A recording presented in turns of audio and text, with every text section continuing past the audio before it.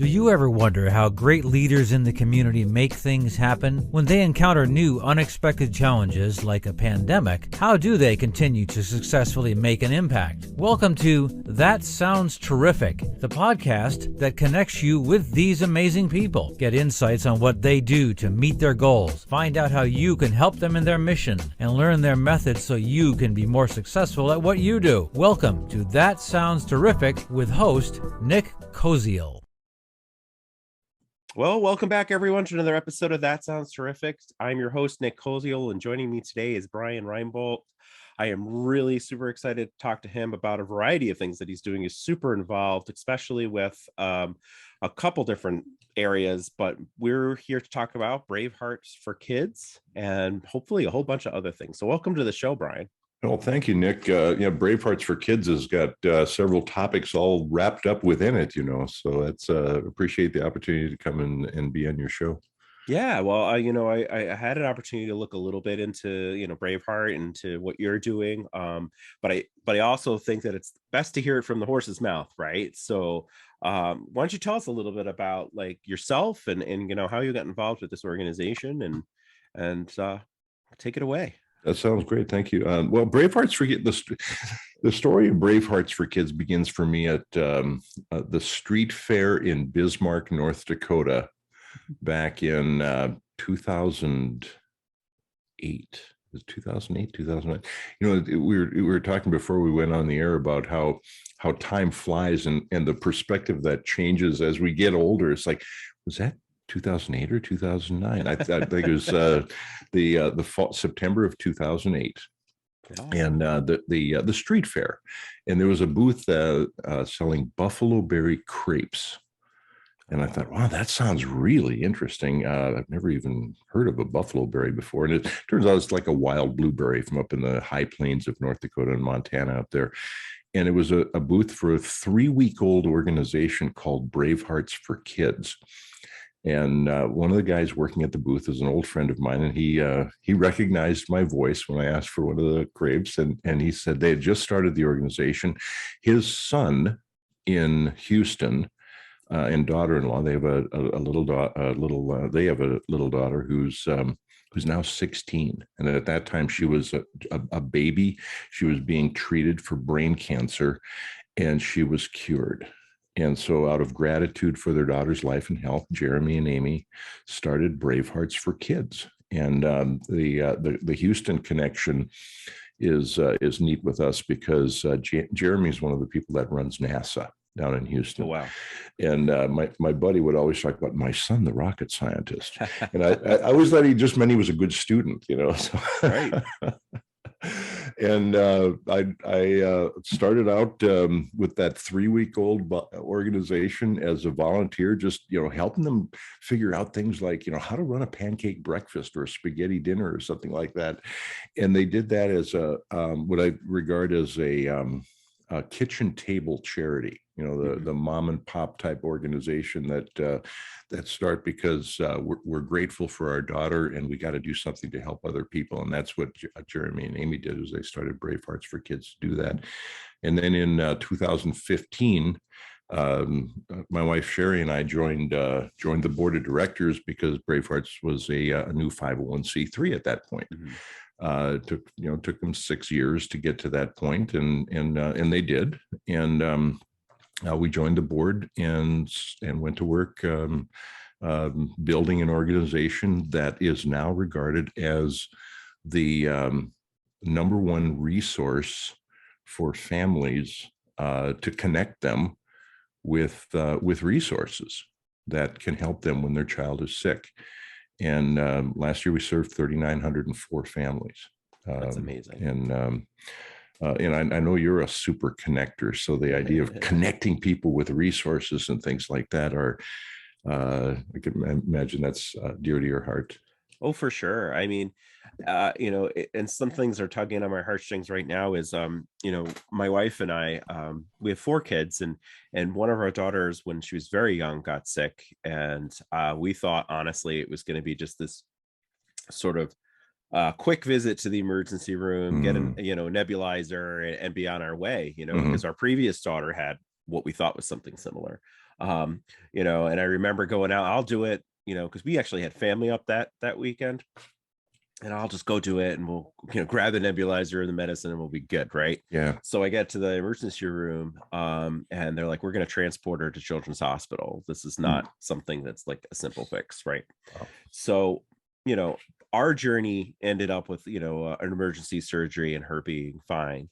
But while we were in, you know, the intensive care unit for NICU, you were right, infants, we were seeing all these kids that were there, you know, permanently. Almost, it felt like, you know, walking around with no parents. It's there because their parents have to work now. And so, but that was eye-opening, and I kind of wish that we had gone and did what, you know, was done here, and started a nonprofit right then and there. I tried a different route, and it didn't quite work out, like reaching out to the hospital, and seeing how can I help, right?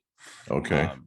But it's this charity that you're part of, you're on a board of. This is amazing. And you know, to start out from something so small and now be so nationally recognized, I think that's amazing.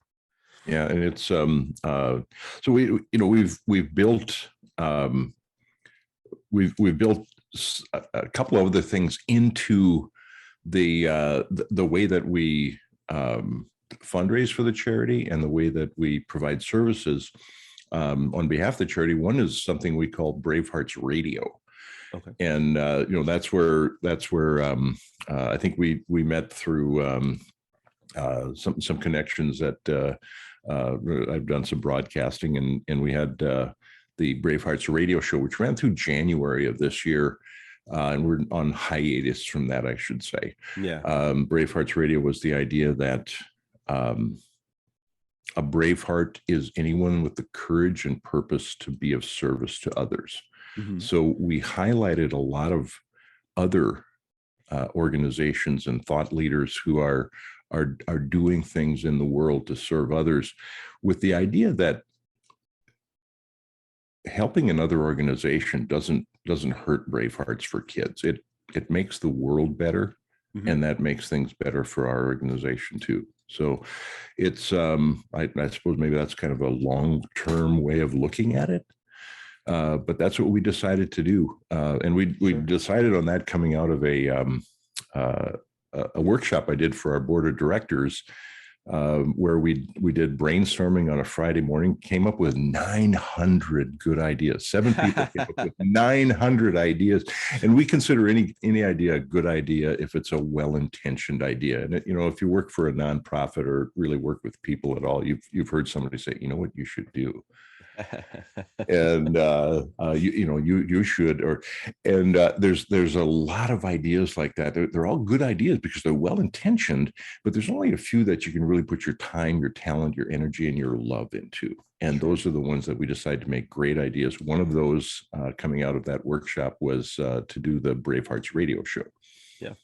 And I think that's great, because it also is sort of along the lines of what the premise of the show is, really uplifting others, right? Yeah. And it's unique that another nonprofit would come up with something like that to uplift other people that are doing maybe things for other causes.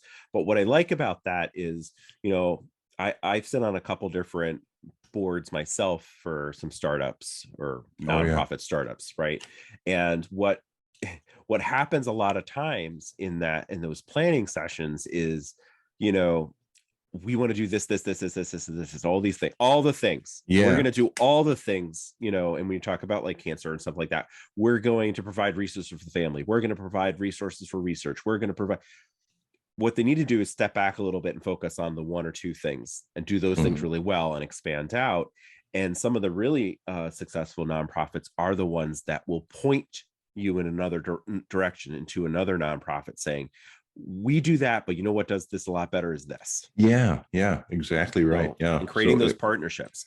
Yeah, the 3,900 families, you know, they were referred to, you know, everything from how to pay the electric bill to art therapy for the kids, right, to temporary shelter when they're homeless. You know, all kinds of services, and there are thousands of people and organizations around the country that provide those services, and people can find them on the Spotlight Hope app. It's part of Bravehearts for Kids. Yeah. Awesome. Awesome. Yeah. Taking advantage of all the services that are available to them. And we've talked about this, other organizations, like I was a Mhm. part of Leadership Buffalo. So a lot of Yeah, cities have those programs. And one of the things I kept bringing up is we just don't know all the services that are available to an individual, yeah, and what's accessible yeah, to those people. And, sometimes an app isn't, it's great, but that if they don't have a phone or they don't have access to right, the internet, where can they get these services? Right. So I yeah. think that what you're doing is great, and finding ways to partner with other organizations even better, Yeah. because you make Thank yourself you. and your community stronger. Yeah. Well, that that when you mentioned uh, considering starting up your own nonprofit organization and going to work for the hospital, It, um, it reminds me so often when I'm asked for input or to be involved with the kitchen table organization. The first question I'll ask is, do you want to have your own organization, or do you want to help in this area? right. Because most organizations that people have in mind to start on their own are something that already exists as far as a Sure. service. But some people are really driven to do that, and in that case they should. And if they're, maybe they're not cut out to throw it all in and have their own organization. Mhm. Maybe that. It's a good conversation to have Right. with and amongst people when they're on the outset of that. Yeah, I agree completely, and that's kind of the thing that we were talking about. Like, what do we want to do? How do we want to help? And as a young family and a young professional, I remember reaching out to the hospital and asking, and not getting Mhm. any kind of response, right? Yeah, And being, kind of upset about that and taken back about that. But, as I grew it and kind of started to understand and actually get myself into some of the industries and work for a nonprofit, aside from higher ed, I got to realize how much everybody has to do and how overwhelming it is. yeah. And so as a volunteer for other organizations, sometimes you get a little jaded. You're like, well, I'm here to help. I'm ready to help. And you get upset when they don't give you something to do. Yeah. Right.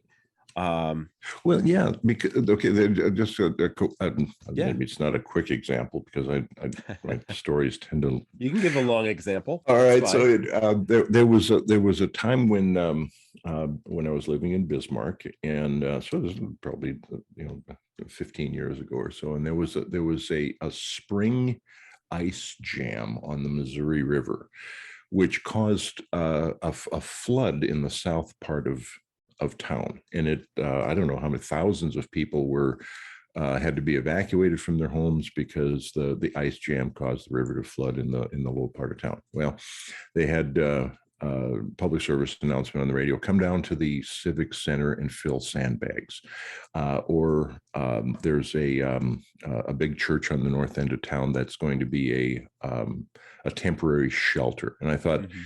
you know that's probably, I've done my time filling sandbags and throwing sandbags around too when I was younger. And I thought, I can help with feeding people, and I've always enjoyed that and been good at it. And so I went up there, and the Red Cross was running the shelter, and the Salvation Army was running the food service part of it. Mhm. And there would be people that would swing by, and they would drop off a blanket or a pillow or something like that. Well, the Red Cross had rolled into town with a couple of semis full of cots and blankets and Right. bedding and pillows and so. I mean, it was an emergency disaster rescue mission, and a couple semi-fulls of it. So Yeah. they were mobilized for that. And so the people that would swing by with a blanket, they were doing something that was helpful, and it was a kind gesture on their part. But it wasn't something where this almost military-like operation could just stop the presses and take care of this other thing. Right. Yeah.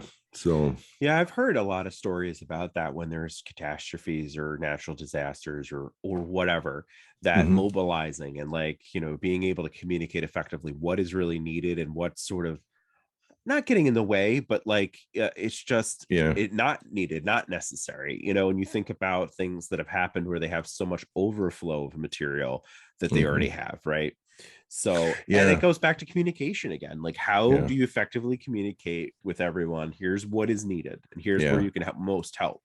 And that's sort of a learning game too. Like, you know, if you haven't been in that organization long, and or the organization itself hasn't been you know, through maybe that particular situation, it's a learning game, right? Every situation is different. And you know, what's the situation where the people were desperate or destitute, you know, they were just displaced from their homes, and they didn't have another place to go. But it wasn't a situation where, you know, where the, you know, the area was wiped out or something like that. So yeah, no, I get what you're saying. I had a little bit of an audio thing that I'm going to just fix later, but all right.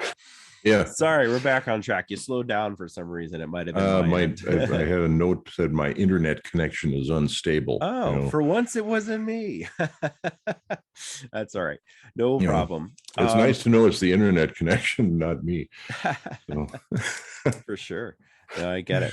So why don't you walk me through a little bit about, you know, how the organization that, you know, you're part of like mobilizes, and like, what are some things that you can help families with? Well, the Spotlight Hope app is a resource that's available for families on Android and Google, or Android and Apple platforms. And so what that does is it's a location sensitive resource guide. So for example, if someone, I use camps as an example. Someone wants to find a camp that's nearby for their children. They sign on to Spotlight Hope, and they look under camps, and they can find what's close by to them in their area. They can find all kinds of services that are available in that area. An example, just a couple examples. There was a little girl named Jamie, and she got cancer. Her mom was spending so much time with her that Jamie's little brother asked Mom, how do I get cancer? Jeez. And that's heartbreaking, you know. So Jamie's mom was able to find art therapy for all three of her children through the Spotlight Hope app, and got them into that. And as a result, they started doing better in school. They were able to express their emotions through art, and all three of the kids started doing better in school right away. And so, you know, we have this idea that when one family member gets better, the whole family gets better. Doing good anywhere does good everywhere, you know. So so that was something. And then there was a lady that I know Sherry helped last year, that again, had a daughter who got sick. She spent a lot of time caring for her daughter. She lost her job. Her husband left her, and then she lost her home. And so Bravehearts was able to help her find temporary housing. So, you know, it's something that each situation is different, what people need, and everyone needs something. Even Jeremy and Amy, that you know, the rocket scientist, and she's, you know, like a nurse practitioner, and you know, so they're well-educated, stable family. And they said, you know, having a sick child just about tore us apart financially and emotionally. And for somebody who's got it put together that well to have that happen, it's it's an indication that this is something that affects everyone, and it affects everyone in a way that it affects them personally. It's kind of like when you stub your toe, people will say, "Oh my God, that's the worst thing." It's like, "Oh, I got a headache." "Oh, that's the worst thing." Everything is it's all relative, right? Yeah. But you literally don't have to look very far to find a situation that is more dire than our own. Yeah. No, I get what you're saying completely, and it's something that people don't often remember, that it's a ripple effect, Yeah. right?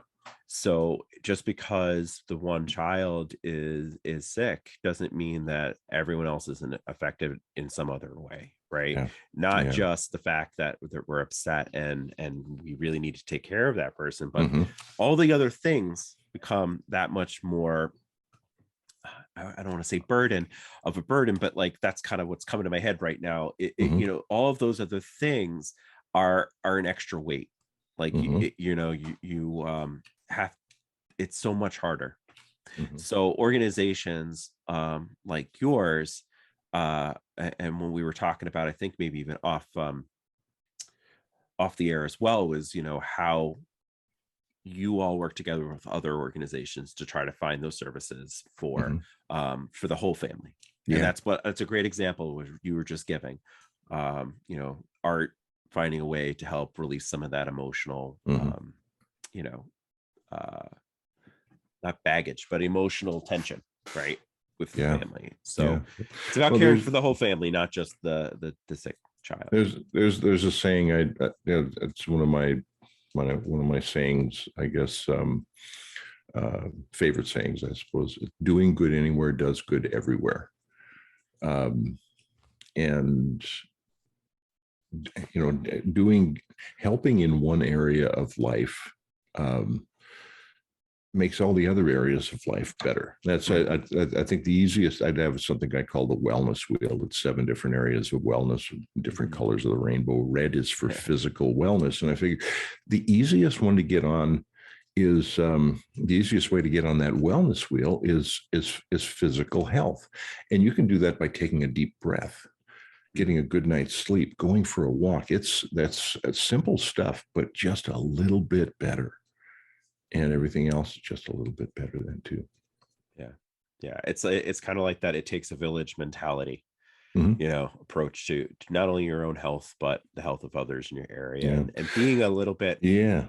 walking in other people's shoes. I think about when you work for a company, right, and you're constantly out Mm-hmm. and sick, or helping your child or whatever, it's Yeah. not always explained well to that person outside of the supervisor, right? Right. Maybe the Right. supervisor knows, but the person above them doesn't know, and it's like, why is Jimmy not in work again? Yeah. So it goes back to kind of being communicative and understanding to a situation, but all those things trickle down. So it's great to have organizations and support structures that kind of help these parents and these families, with all the things, not Yeah. just with the actual cancer, because it helps Yeah. them focus that physical health and mental health on what they need to do to be supportive for that Yeah. child. Well, in 2019, we started getting involved with Bravehearts with festivals, and in particular river festivals.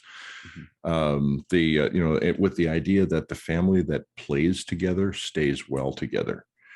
And 2019 was a good year for that.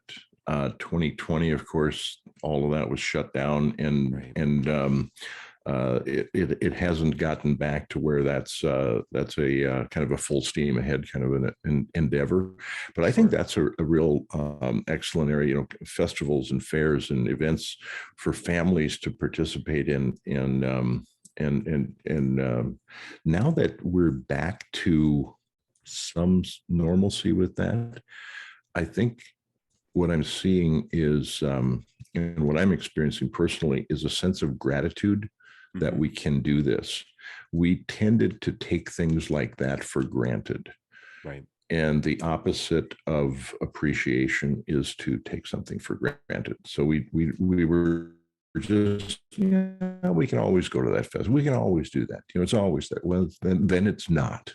Right. But then when it comes back, we have an appreciation and an appreciation for the appreciation, maybe. Yeah. So.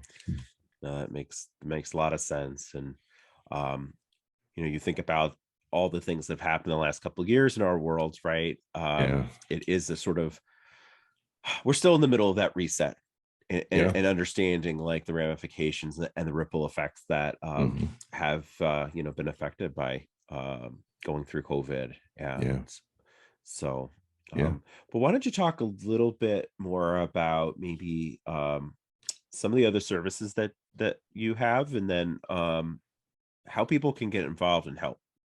Okay. Yeah.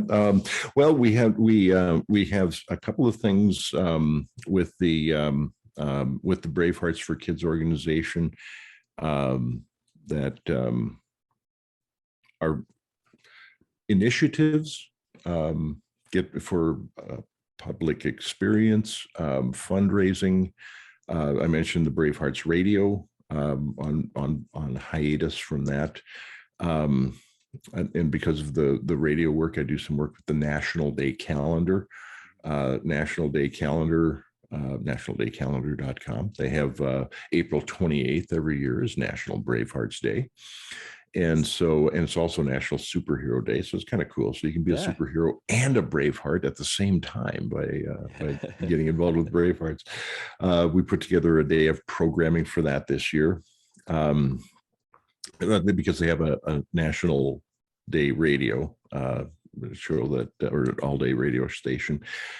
We also do something called Bravehearts Adventures, and that is travel for thought leaders to destinations. Our first one is scheduled for November this year in Peru. And working with Daniel Gutierrez, who I met because of our work on Zoom over the past couple of years. Met Daniel in San Salvador, Peru. So down the sacred valley of the Incas from Machu Picchu. We're going to be doing that in November. And then I do some life purpose coaching and consulting in that area. And so that's the Bravehearts coaching. That's also part of what we do. I like the, I would call myself the mission specialist. That's a kind of a nod to NASA. But the idea what is the difference between mission and purpose? And I think of that in terms of the Apollo space mission. The mission of Apollo was to put a man on the moon and return him safely to the Earth. The purpose of that was to unite the country in the endeavor in making that happen. And so the mission is what you're doing, and the purpose is why you're doing. And when you think of things in terms of mission and purpose and meaning, meaning is the feeling that we have about it. So the Apollo mission is still meaningful because we still have a feeling about it. So that's just my perspective on it. But I like to work on that and share that with others. And so I do some life purpose coaching in that area. And people that I work with are typically very successful, but they have this feeling, man, there's got to be more. Yeah. And I kind of a niche that seems to be evolving there is people who are retired and have they've spent a year or two in retirement, and they're kind of breaking out of this vacation phase, and they realize, man, I got another 30 years left. Right. I need a new purpose. So that's a good group to work with. So Yeah, for sure. I mean, I can't tell you how many people who I know that are retired that say they're busier than they've ever been when they were yeah, working, right? But yeah, at least they're doing what they're passionate about. yeah, That's and passion is the thing. People say, I want to be passionate. It's like, well, passion ensues. Passion is the result of living a purposeful life. right. Because when you're passionate, you know what you're doing, because why you're doing just ignites it ignites the what. So and then after National Bravehearts Day, we started something called the Bravehearts Ambassadors.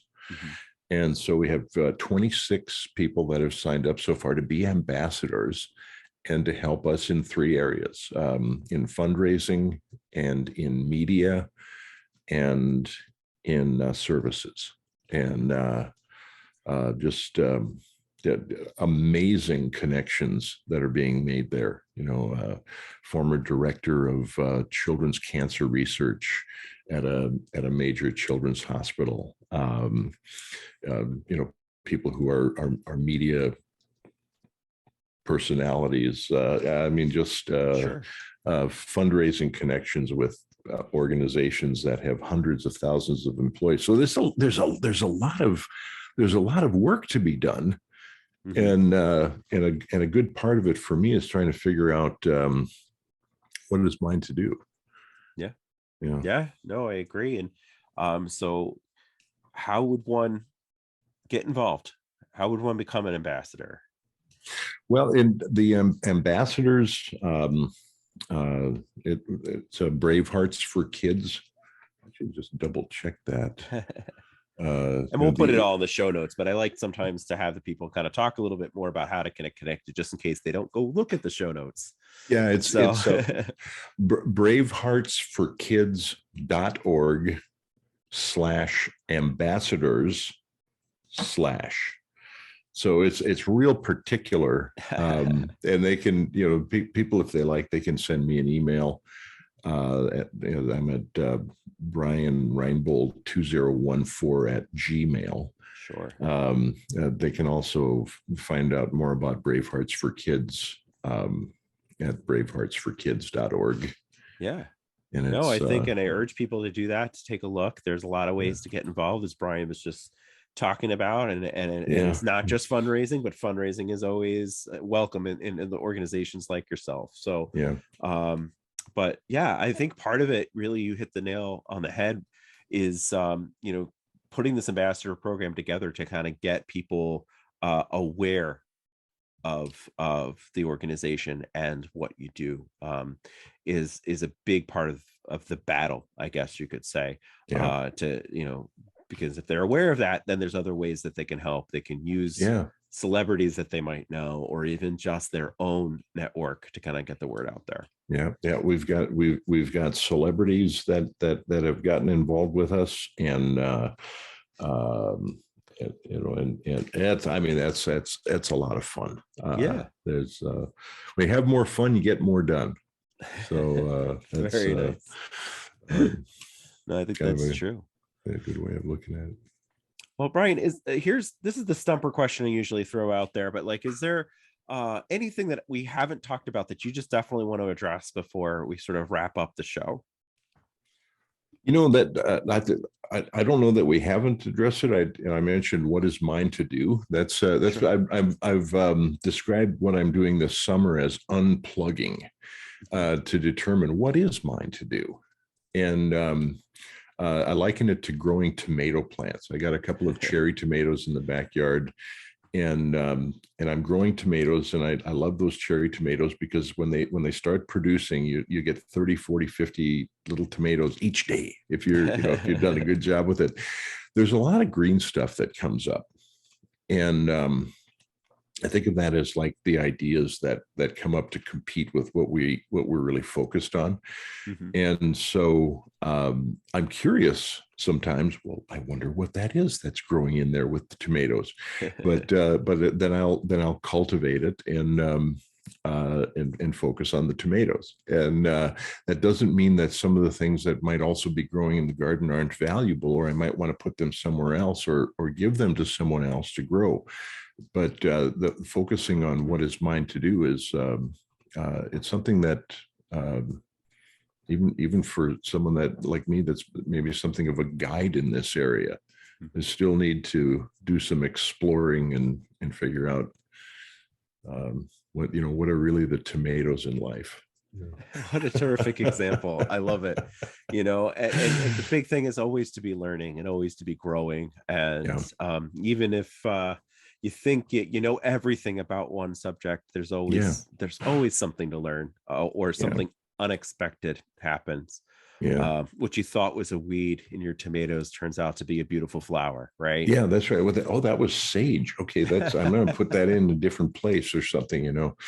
Well, you just reminded me of a quote. And I've got lots and lots and lots of favorite quotes. One from Mark Twain. He said, "It's not what we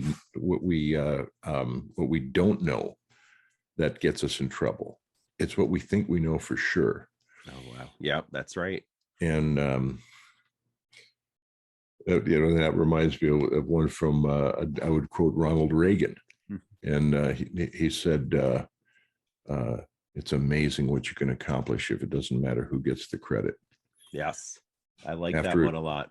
After a speech, a guy came up to me. He said, "That was Harry Truman that said that." I thought, wow, I wonder if Harry would mind.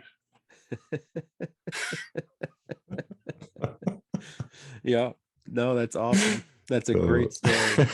Oh man, well, Brian, I really appreciate having you here and talking a little bit about Bravehearts for Kids. Definitely you, urge the listeners to kind of check out braveheartforkids.org, connect with Brian. It'll all be in the show notes.